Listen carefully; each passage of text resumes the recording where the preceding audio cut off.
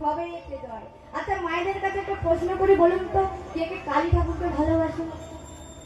একটু বাহু তুলে দেখান, আপনাদের কণ্ঠস্বর খুবই কম, আমি শুনতে পাচ্ছি না, একটু বাহু তুলে আমাকে সিগন্যালটা দিয়ে দিন। সকলে ভালোবাসে। আচ্ছা কারা কারা কৃষ্ণ ঠাকুরকে ভালোবাসেন একটু? বাহ, এই দলে বেশি ভোট পড়েছে। যাই হোক, আচ্ছা কে কে শিব ঠাকুরকে ভালোবাসেন? হ্যাঁ, শিব ঠাকুর হলে পরম বৈষ্ণব। আমরা কিন্তু প্রত্যেকেই বাহু যত তুলে আমাদের একটু বেশি বিশ্বাস করি, কিন্তু আমরা প্রত্যেক দেবতাকেই ভালোবাসি। কেন কথাটা বললাম? কেননা যে আমাদের কালী ভক্ত সে বলে নাকি কালী বড়, আবার যে বলে কৃষ্ণ ভক্ত সে বলে কৃষ্ণ নাকি বড়। কিন্তু কে বলে? কালী, কৃষ্ণ, দুর্গা এদের নিয়ে পার্থক্য করলে হয়। কেন? আপনি ধরুন লক্ষ্মী পূজা করাচ্ছেন, ব্রাহ্মণ মহাশয় প্রথমে এসেই বলবে যে হাতে গঙ্গা জল নাও, নিয়ে বলো ওং বিষ্ণু ওং বিষ্ণু ওং বিষ্ণু। করাচ্ছে কি পূজা? বলছে কি বিষ্ণু। কেন বিষ্ণু বলছে? আপনারা তো জিজ্ঞেস করতে পারেন যে হে ব্রাহ্মণ ওং লক্ষ্মী। তিনি যদি প্রকৃত ব্রাহ্মণ মহাশয় আপনাকে উত্তর দেবে যে আগে আমি বাড়ির গার্জেনকে নিমন্ত্রণ করছি।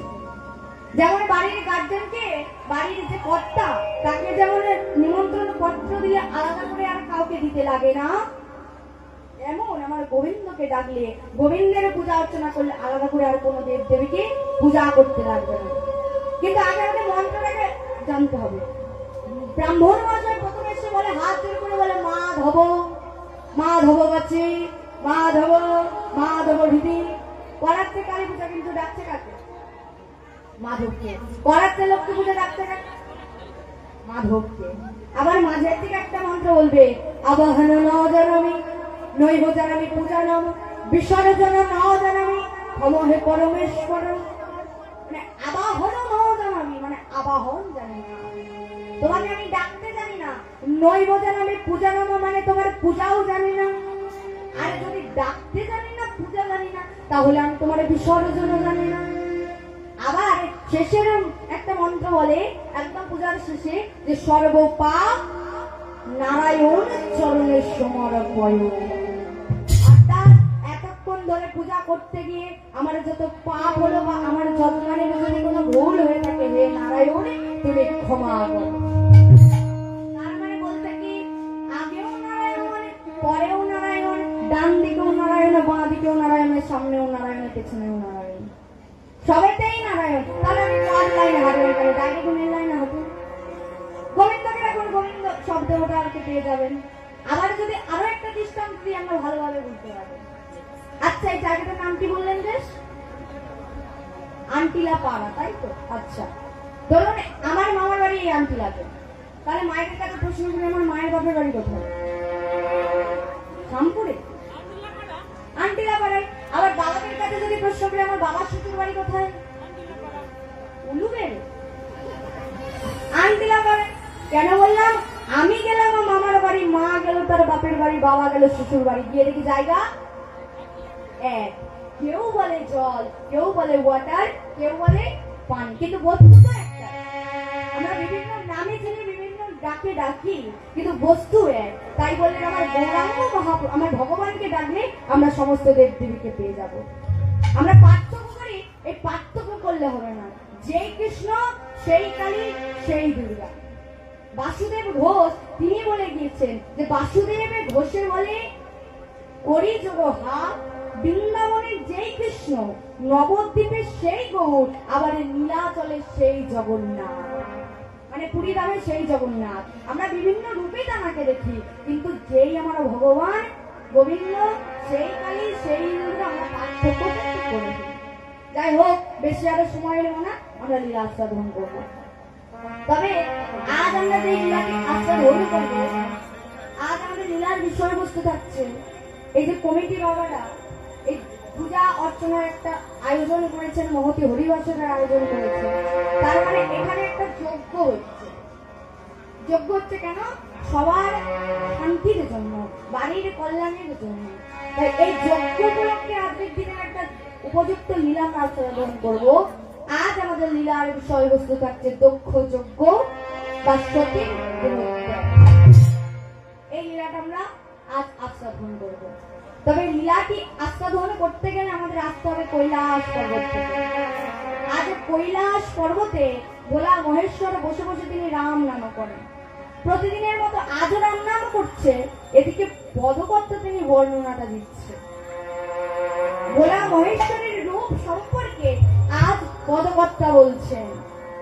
ভোলা মহেশ্বর কৈলাস পর্বতে বসে বসে রাম নাম করছে আর পদকর্তা বলছে। এই গানটি বাবা উত্তর ভারতীয় একটি রাগ, যে রাগের নাম পূর্বী রাগ। সেই পূর্বী রাগের মধ্যে এই গানটা। পদকর্তা কি বলছে? শিবের শিবে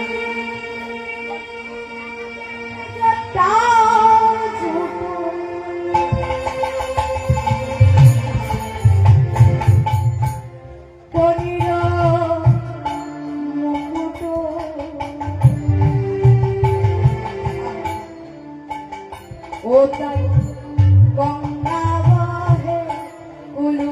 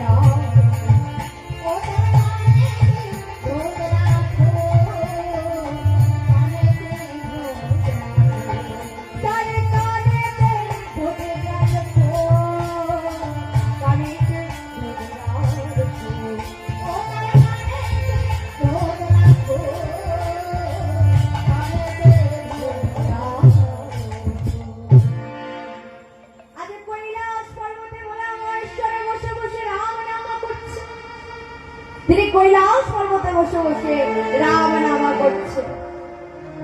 কৈলাস পর্বতে বসে বসে তো তিনি রাম নাম করছে, কিন্তু কেমন ভাবে রাম নাম করছে?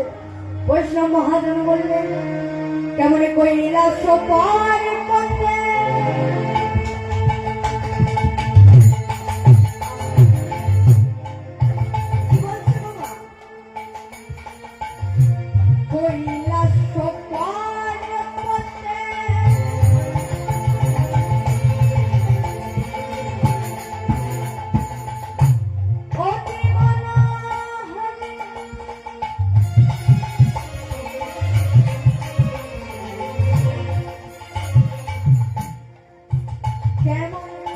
বসে আছে বাবা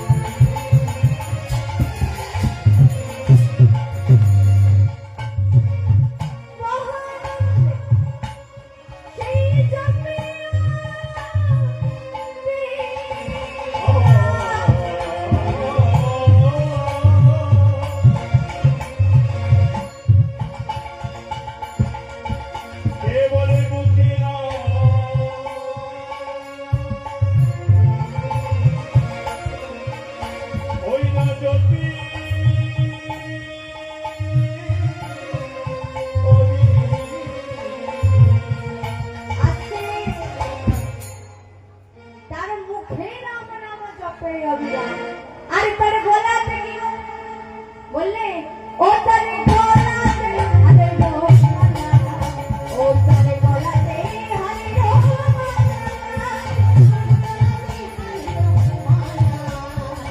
গলাতে ও তার গলাতে আরে রোমালা, তার গলাতে আরে রোমালা, আরে রোমালা।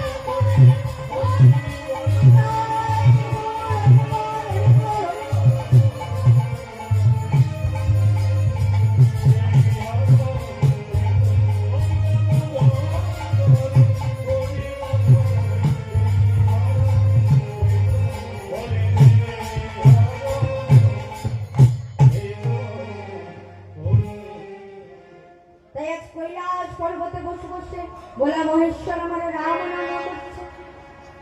তিনি শুধু রাম নাম করছে না, তিনি রাম নাম করতে করতে অঝর নয়নে কাঁদছে। মা পার্বতী এসে দেখছে যে ভোলা মহেশ্বরের রাম নাম করছে আর অঝর নয়নে কাঁদছে। দেখে মা পার্বতী বলে গেছে, স্বামী, ও স্বামী, তুমি এমন ভাবে রাম নাম করছো আর কাঁদছো কেন গো? ভোলা মহেশ্বর বলছে, আমি কাঁদছি কেন জানো পার্বতী? শাস্ত্র মতে আমার গুরু হলো রাম আর রামের গুরু হলাম আমি। যেহেতু শাস্ত্র মতে রাম হলো আমার গুরু, তাই রামচন্দ্র হয়েছে নাকি রামচন্দ্র গিয়েছে 14 বছরের জন্য বনবাসে। রামচন্দ্র আমার পিতৃসত্য পালনের জন্য গিয়েছে বনবাসে 14 বছরের জন্য। আর এদিকে দুষ্টু রাবণরা এসে আমার মা সীতাকে হরণ করে নিয়ে চলে গিয়েছে। আর আমার গুরু রামচন্দ্র তিনি কাঁদছে আর বলছে, সীতা জ্ঞানে সীতা জ্ঞানে সীতা চিন্তামণি, সীতা ছাড়া আমি যেন মনি হারা ফণি। সীতা জ্ঞানে সীতা জ্ঞানে সীতা চিন্তামণি, সীতা ছাড়া আমি যেন মনি হারা ফণি। আমার গুরু রামচন্দ্র কাঁদছে আর তিনি হাহাকার করছে। তাই যেহেতু আমি আমার গুরুদেবকে আমার দক্ষিণ নয়ন মানে ডান নয়নে সমর্পণ করেছি, তাই আমার গুরুদেব কাঁদছে বলে আমার দক্ষিণ নয়ন থেকে জল করছে। মা পার্বতী বলছে, রামচন্দ্রকে মানে তোমার গুরু, রামচন্দ্রকে মানে আমার গুরু, আজ আমি এটা পরীক্ষা করবো। বলে, ও আমার গুরু, তুমি আমার গুরুদেরকে পরীক্ষা করতে যাও না, তুমি পরীক্ষায় ফেল করবে, তুমি পরীক্ষায় ফেল করবে, তুমি যেও না। বাবা যেই না বলেছে, এদিকে পার্বতী মা বলছে, আমি তো যাবো, আমাকে তো পরীক্ষা করতেই হবে। এই বলে কি করেছে, মা পার্বতী সীতার বেশ ধারণ করেছে। সীতার বেশ ধারণ করে রামচন্দ্রের সামনে গিয়ে দাঁড়িয়েছে। এদিকে লক্ষ্মণ বলছে, দাদা, ও দাদা, তুমি আরে কেন না, তাকিয়ে দেখো আমার মা সীতা ফিরে এসেছে। রামচন্দ্র তো কাঁদছে আর বলছে, সীতা দেন সীতা দেন সীতা চিন্তামণি, সীতা হারা ফণি। যেই না এদিকে লক্ষ্মণের কথা শুনেছে, চোখ তাকিয়ে দেখেছে যে সামনে দাঁড়িয়ে হাতটা জড়ো করে মা সীতাকে বলছে, মানে রামচন্দ্র বলছে, মা জানকী, ওগো মা জানকী, কোথায় আছে মোর জানকী? তুমি কি জানো না কোথায় আছে আমার জানকী, আমার সীতা? যেই না বলেছে, পার্বতী মা বলছে, এই তো আমি তোমার সামনে দাঁড়িয়ে, তোমার সীতা, তুমি আমাকে বুঝতে পারছো না, চিনতে পারছো না স্বামী? রামচন্দ্র বলছে, এমন কথা বলতে নেই ওগো মা, এমন কথা বলতে নেই। আমার কি বুঝতে বাকি থাকে গো? তুমি আমার গুরু পত্নী, তুমি আমার গুরু পত্নী মা পার্বতী, থেকে আমার বুঝতে আর বাকি থাকে? বলে, কেউ বুঝতে পারলো না, তুমি বুঝতে পারলে কি করে? বলে, শোনো না, তুমি হয়তো সীতা সাজবার জন্য সব দেখে ফেলেছো, কিন্তু তোমার ত্রিনয়নটা যে এখনো জল জল করছে।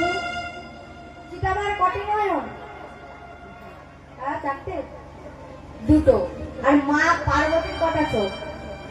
তিনটে। রামচন্দ্র বলছে, তুমি হয়তো সীতা সাজবার জন্য সব দেখে ফেলেছো, কিন্তু তোমার ত্রিনয়নটা যে এখনো জল জল করছে। প্রথমত আমার কাছে সীতা কোনোদিন সামনাসামনি দাঁড়ায় না, আমার পেছনে দাঁড়ায়, আমি যদি তার দিকে ঘুরে যাই তবে সে সামনাসামনি হয়। আর তুমি হয়তো সীতা সাজবার জন্য সব ডেকে ফেলেছো, কিন্তু তোমার ত্রিনয়নটা কারণ বুঝতে বাকি নেই, তুমি আমারই গুরু পত্নী মা পার্বতী।